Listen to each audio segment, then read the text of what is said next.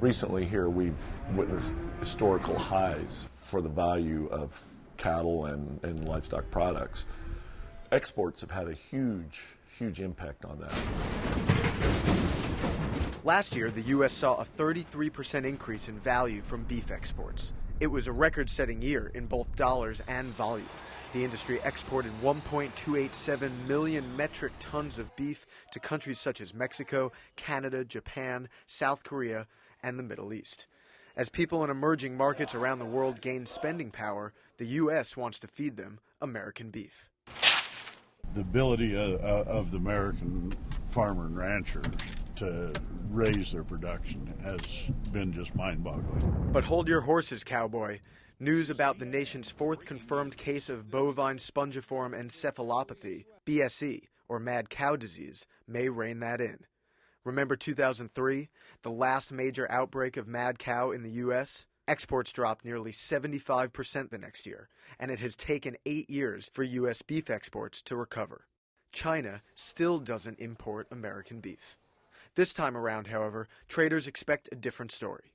The inspectors found this thing, it didn't make it into the food supply. All those are really good things. And do I think that you're going to adversely affect exports because of this news? No, I don't think, say, South Korea or Japan or Russia or whoever is now going to cut back in exports. That side of the market, the export market, I don't see any major shift. However, if those buyers can vote with their dollars or yen or whatever, if they decide to cut back just based on demand, well, that's a different matter altogether.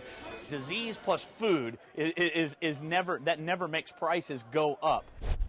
At least one South Korean retailer has already pulled, temporarily, American beef from the shelves.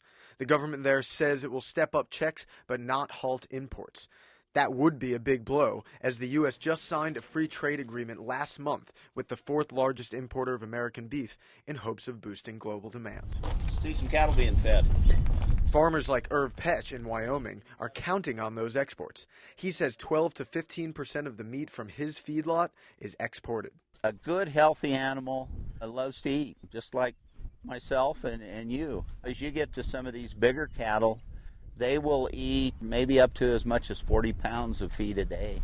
While he thinks a short-term dip in cattle prices from the mad cow news could hurt business, he expects and hopes that the export market will continue to be robust. We're supplying a protein source for people in the entire world, so we want to do it the best we can and make sure that we provide a safe food supply. For CNN Money, Jordan Malter, New York.